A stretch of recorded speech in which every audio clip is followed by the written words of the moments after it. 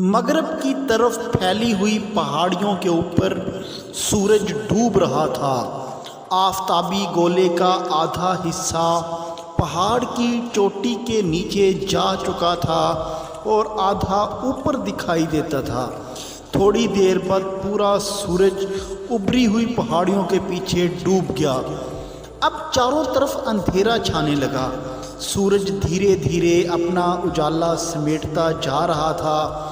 بظاہر ایسا معلوم ہوتا تھا کہ سارا ماحول گہری تاریکی میں ڈوب جائے گا، مگر عین اس وقت جب یہ عمل ہو رہا تھا، آسمان پر دوسری طرف سے ایک اور روشنی ظاہر ہونا شروع ہوئی۔ یہ 12ویں کا چاند تھا جو سورج کے چھپنے کے بعد اس کی مخالف سمت سے چمکنے لگا اور کچھ دیر کے بعد پوری طرح روشن ہو گیا۔ سورج کی روشنی کے جانے پر زیادہ وقت نہیں گزرا تھا کہ ایک نئی روشنی نے ماحول پر قبضہ جما لیا۔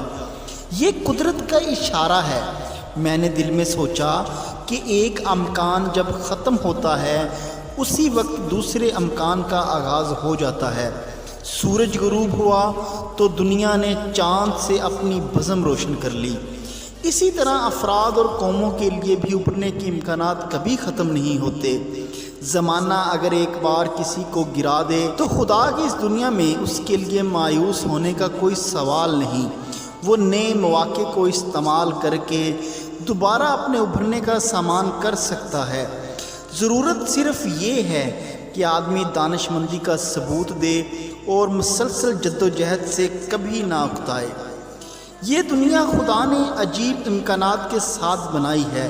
یہاں مادہ فنا ہوتا ہے تو وہ توانائی بن جاتا ہے، تاریکی آتی ہے تو اس کے بدن سے ایک نئی روشنی برآمد ہو جاتی ہے، ایک راستہ بند ہوتا ہے تو دوسرا راستہ کھلتا ہے، ایک مکان گرتا ہے تو وہ دوسرے مکان کی تعمیر کے لیے جگہ خالی کر دیتا ہے۔ یہی معاملہ انسانی زندگی کے واقعات کا ہے۔ یہاں ہر ناکامی کے اندر سے ایک نئی کامیابی کا امکان ابھر آتا ہے۔ دو قوموں کے مقابلے میں ایک قوم آگے بڑھ جائے تو دوسری قوم پیچھے رہ جائے تو بات یہیں ختم نہیں ہو جاتی۔ اس کے بعد ایک اور عمل شروع ہوتا ہے۔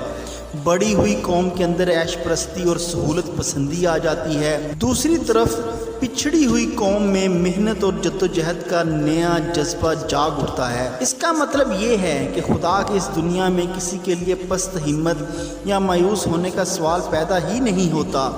حالات خواہ بظاہر کتنے ہی نامواقف دکھائی دیتے ہوں، اس کے آس پاس آدمی کے لیے ایک نئی کامیابی کا امکان موجود ہوگا۔ آدمی کو چاہیے کہ اس نئے امکان کو جانے اور اس کو استعمال کر کے اپنی کھوئی بازی کو دوبارہ جیت لے۔